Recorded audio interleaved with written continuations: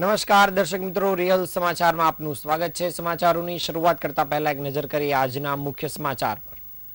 Municipal કમિશનરે આકસ્મિક મુલાકાતો શરૂ કરતા અધિકારીઓમાં ફફડાટ વધ્યો।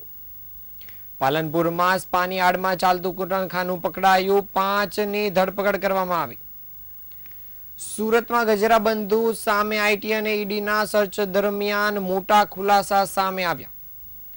પાલમાં મહિલા રોકાણકાર સાથે 1.30 કરોડની ઠગાઈ આચરનાર એક બિલ્ડરની ધરપકડ। નવી સિવિલ હોસ્પિટલ પાછળ જર્જરિત પાણીની ટાંકી બની મોટું જોખમ। મોટા વરાછા મામલતદાર કચેરીના નામે બોગસ ઈડબ્લ્યુએસ પ્રમાણપત્ર બનાવવાનું કૌભાંડ પકડાયું। સમાચાર વિગતે જોઈએ। સુરત મહાનગરપાલિકાના નવા કમિશનર એમ નાગરાજને કાર્યભાર સંભાળતાની સાથે જ એક્શન મોડમાં આવ્યા હોય તેવું લાગી રહ્યું છે। આજે વહેલી સવારે તેમણે કોઈપણ પૂર્વ સૂચના વિના શહેરના પાંડેસરા સ્થિત શ્રમિક વિસ્તારની આકસ્મિક મુલાકાત લીધી હતી, જેના કારણે મનપાના અધિકારીઓમાં ભારે દોડધામ મચી ગઈ હતી। કમિશનર સીધા જ શ્રમિકોની વચ્ચે પહોંચતા સ્થાનિકો પણ ચોંકી ગયા હતા। સ્થાનિકોના જણાવ્યા મુજબ અત્યાર સુધીના ઇતિહાસમાં કોઈ પણ મનપા કમિશનર વહેલી સવારે શ્રમિક વિસ્તારમાં આવીને જાતે પરિસ્થિતિ નિહાળી હોય તેવું અગાઉ ક્યારેય જોવા મળ્યું નથી। મુલાકાત દરમિયાન સ્થાનિક રહેવાસીઓએ કમિશનર સમક્ષ ખાસ કરીને સ્વચ્છતા સંબંધિત પ્રશ્નો રજૂ કર્યા હતા। સોસાયટી તેમજ ઇન્ડસ્ટ્રીયલ વિસ્તાર હોવાના કારણે ત્યાં નિયમિત અને સઘન સફાઈ થાય તેવી માંગ કરવામાં આવી હતી। આ ઉપરાંત રસ્તા પર નડતરરૂપ બની ગંદકી ફેલાવતા કંડર વાહનો અંગે કમિશનરે ગંભીરતા દાખવી હતી તથા આરટીઓ સાથે સંકલન સાધીને આવા વાહનોને તાત્કાલિક દૂર કરવાની સૂચના આપી હતી। કમિશનર એમ નાગરાજને લોકોની સમસ્યાઓ શાંતિપૂર્વક સાંભળી અને તેનું વહેલી તકે નિરાકરણ લાવવા માટે આશ્વાસન પણ આપ્યું હતું। તેમણે જણાવ્યું હતું કે શહેરને સ્વચ્છ અને સુવ્યવસ્થિત રાખવા માટે માત્ર તંત્ર જ નહીં પરંતુ નાગરિકોના સહયોગની પણ એટલી જ જરૂર છે।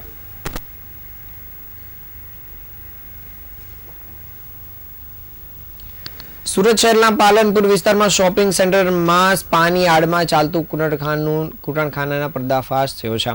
પોલીસે દરોડા પાડીને 3 ગ્રાહકો સહિત 5 શખ્સોની ધરપકડ કરી છે, જ્યારે 4 મહિલાઓને મુક્ત કરાવવામાં આવી છે। સ્પાની તપાસ કરતા કેટલીક મહિલાઓના નામ સાથેની ડાયરી અને મોબાઈલ ફોન પણ મળી આવ્યા છે, જે ગ્રાહકોને મહિલાઓના ફોટા મોકલવામાં માટે ઉપયોગમાં લેવાતો હતો।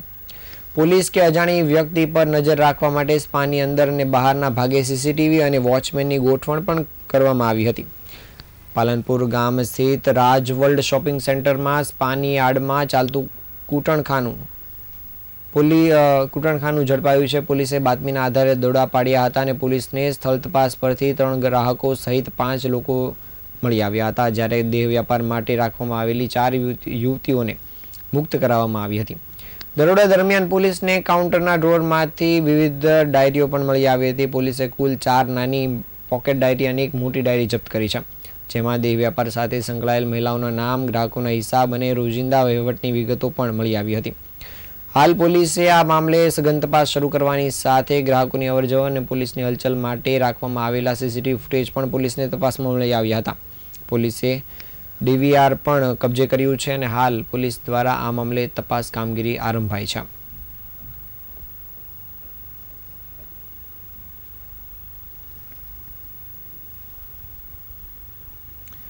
સુરતમાં ગજેરા બંધુ સામે ચાલી રહેલ ઇન્કમટેક્સ અને ઈડીના સર્ચ ઓપરેશન દરમિયાન મહત્વના ખુલાસા સામે આવ્યા છે। વસંત ગજેરા સામે 100 કરોડ રૂપિયાથી વધુની જમીન બોગસ પાવર ઓફ એટર્ની બનાવી પચાવી પાડવાના ગંભીર આરોપ લગાવવામાં આવ્યા છે।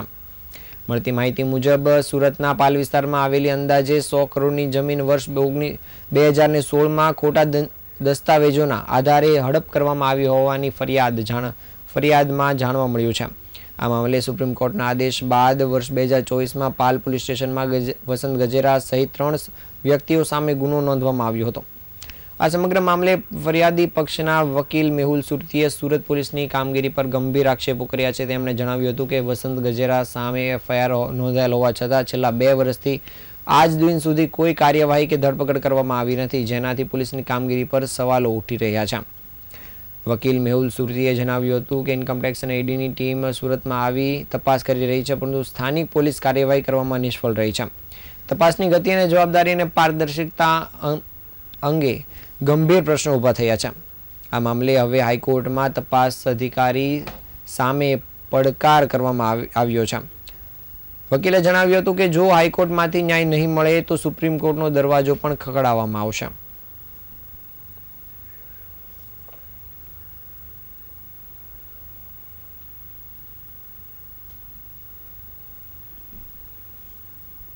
મારું નામ મેહુલ સુરતી છે, એડવોકેટ ગુજરાત હાઈકોર્ટ અને સુરતી લો ચેમ્બર્સના ફાઉન્ડર. આ કેસ એવો છે કે સને 2016માં ખોટા પાવરના આધારે ગજેરા બ્રધર્સે એમના મળતે માણસો જોડે મળી અને આ 100 કરોડના માબલક રકમની જગ્યા ગરીબ માણસ પાસેથી પચાવી પાડી. આવા નંબર્સ ઓફ કેસીસ અત્યારે હાલમાં સુરતમાં જોવા મળી રહ્યા છે. એમાંનો એક કેસ છે મારા વિક્ટીમનો.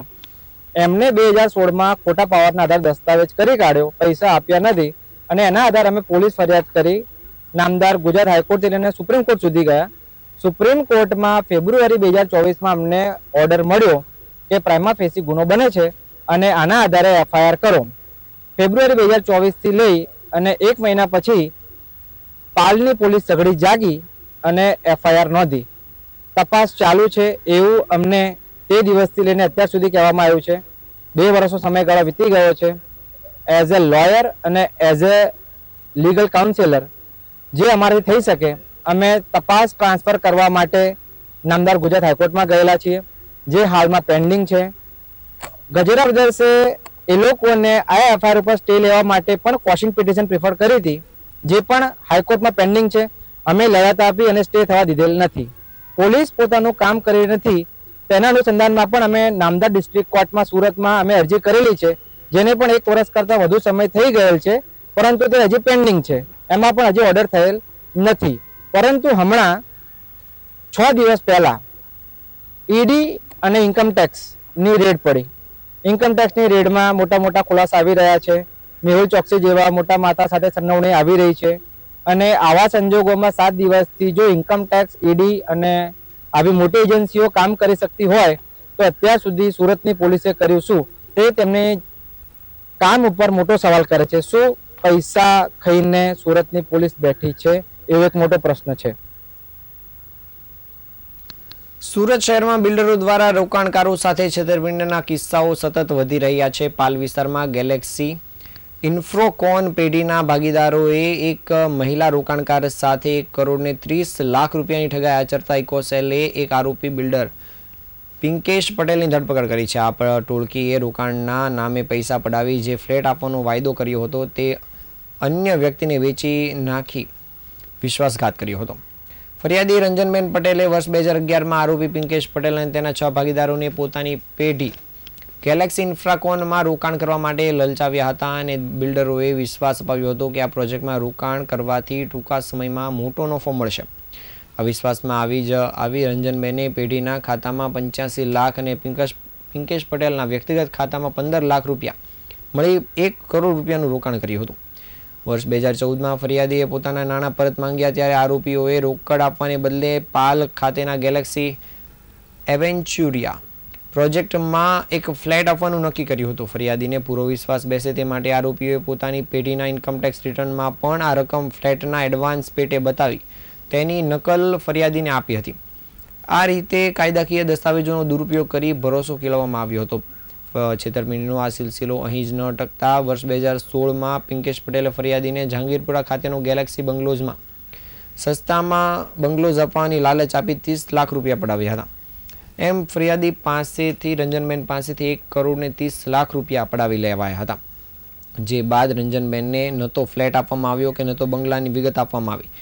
જે પછી છેતરપિંડીનો અહેસાસ થતાં જ રંજનબેને પોલીસનો સંપર્ક કર્યો હતો, જેના આધારે પોલીસે ઇકોસેલને તપાસ સોંપવામાં આવતા ઇકોસેલ દ્વારા પિંકેશ પટેલની ધરપકડ કરવામાં આવી છે. હાલ પોલીસે પિંકેશ પટેલની ધરપકડ કરવાની સાથે આગળની તપાસ કામગીરી શરૂ કરી છે.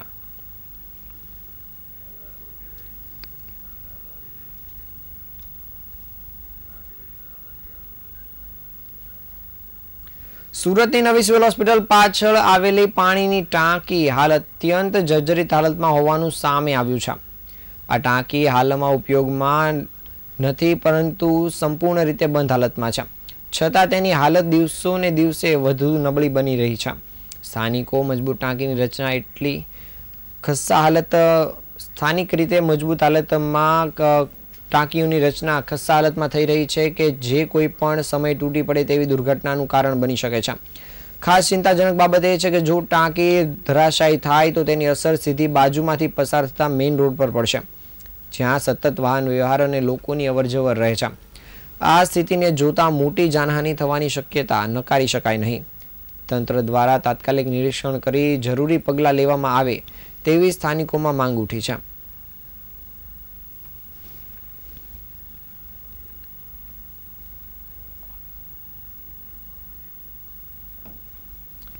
સુરતના મોટા વરાછા ખાતેની મામલતદાર કચેરીમાં સરકારી દસ્તાવેજો સાથે છેડછાડ કરી નકલી પ્રમાણપત્ર બનાવવાનું કૌભાંડ બહાર આવ્યું છે.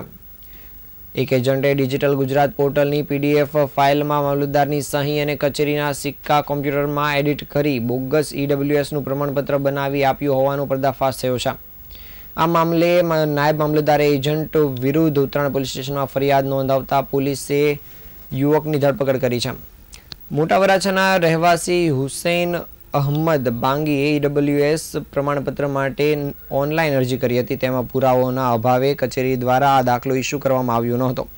ગત તારીખ 3 ફેબ્રુઆરીના રોજ હુસૈન બાંગી જનસેવા કેન્દ્ર પર પહોંચ્યો હતો, જ્યાં ઓપરેટર પાસે અસલ દાખલાની માંગણી કરી હતી. ઓપરેટરે રેકોર્ડ તપાસતા મામલતદારની સહી ન હોવાનું જણાવ્યું હતું. આ સમયે અરજદારે તેના મોબાઈલ ફોનમાં મામલતદારની સહી સિક્કાવાળો ફોટો બતાવતા તંત્ર ચોંકી ઉઠ્યું હતું.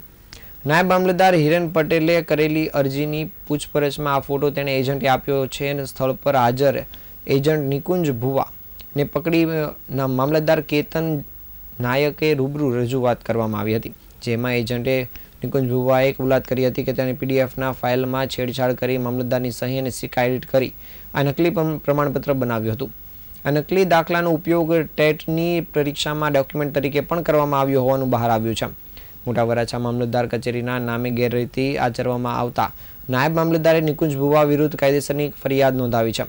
સરકારી અધિકારીની સહી અને સિક્કાનો દુરુપયોગ કરી નકલી દસ્તાવેજને ખરા તરીકે ઉપયોગ કરવા બદલ પોલીસે ગુનો નોંધી આ કૌભાંડમાં અન્ય કોઈ શખ્સો સામેલ છે કે નહીં તે બાબતે તપાસ શરૂ કરી છે.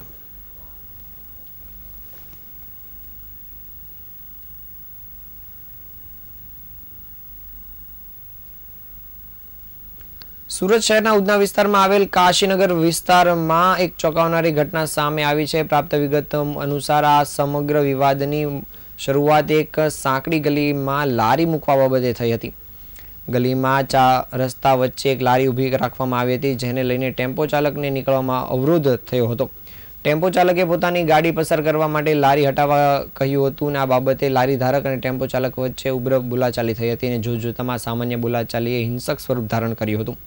ઘટના સ્થળે બંને પક્ષોના લોકો ભેગા થઈ ગયા હતા અને જોતજોતામાં મામલો બિચકાયો હતો અને આશરે 8 થી 9 જેટલા લોકો એકબીજા સાથે મારામારી શરૂ કરી હતી, જે વિડીયોમાં જોઈ શકાય છે. આ મારામારી સામાન્ય ઘટનાથી શરૂ થતાં જ લોકોના સળિયાની તીક્ષ્ણ હથિયારો સુધી પહોંચી હતી અને સ્થાનિક રહીશોમાં ભયનો માહોલ સર્જાયો હતો. આ સમગ્ર હિંસક ઘટના ગલીમાં લાગેલા CCTV કેમેરામાં કેદ થઈ જવા પામી છે. આ મામલે પોલીસને ફરિયાદ મળતા જ પોલીસ હરકતમાં આવી હતી અને પોલીસે CCTV ફૂટેજના આધારે બંને પક્ષો સામે તપાસ કામગીરી શરૂ કરી છે.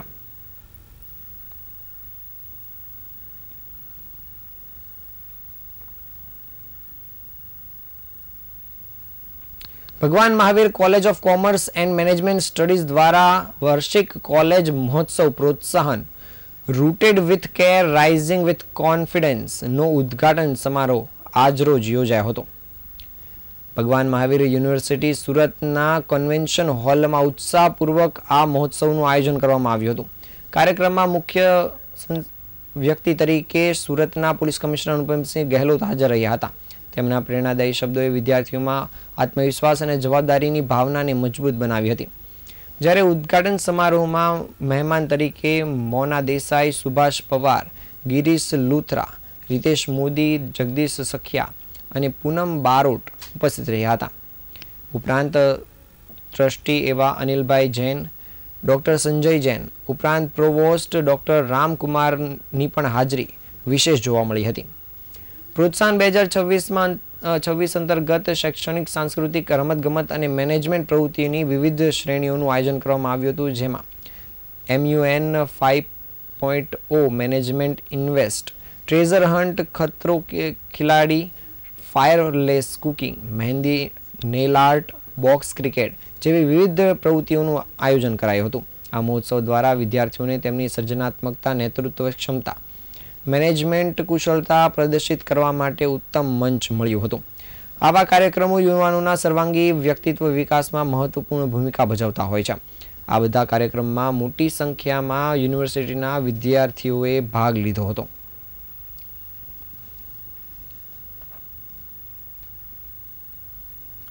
શહેરના ચોકબજાર વિસ્તારમાં આવેલા એક વ્યસન મુક્તિ કેન્દ્રની બિલકુલ બહાર જ ડ્રગ્સની ડિલિવરી કરવા આવેલી એક મહિલાને સુરત ક્રાઇમ બ્રાન્ચે લાખોના મુદ્દામાલ સાથે દબોચી લીધી છે.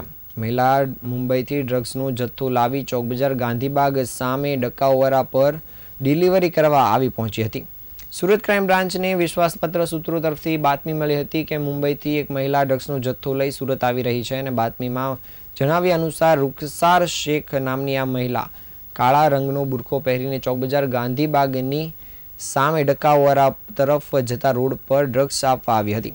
આ બાતમીના આધારે ક્રાઇમ બ્રાન્ચની ટીમે સચોટ આયોજન કરી આખા વિસ્તારમાં વોચ ગોઠવી હતી. પોલીસ જ્યારે વોચમાં હતી ત્યારે બાતમી મુજબ આવેલી મહિલા પુનર્વસન કેન્દ્રના ગેટ પાસે આવીને ઊભી હતી. તે સ્થળ પર યુવાનો નશાની લત છોડવા માટે આવતા હોય છે. ત્યાં જ ડ્રગ્સનું વેચાણ કરવા આ મહિલા આવી પહોંચતા પોલીસ પણ સ્તબ્ધ થઈ ગઈ હતી. જે બાદ પોલીસે તેની ધરપકડ કરી પૂછપરછ શરૂ કરતા જ તેની પાસેથી 65 ગ્રામ ડ્રગ્સનો જથ્થો મળી આવ્યો હતો. તેમજ અન્ય મત્તા મળી પોલીસે કુલ 2,37,000નો મુદ્દામાલ કબજે કર્યો હતો. પોલીસે આરોપીની પૂછપરછ કરવાની સાથે આગળની તપાસ કામગીરી પણ શરૂ કરી છે.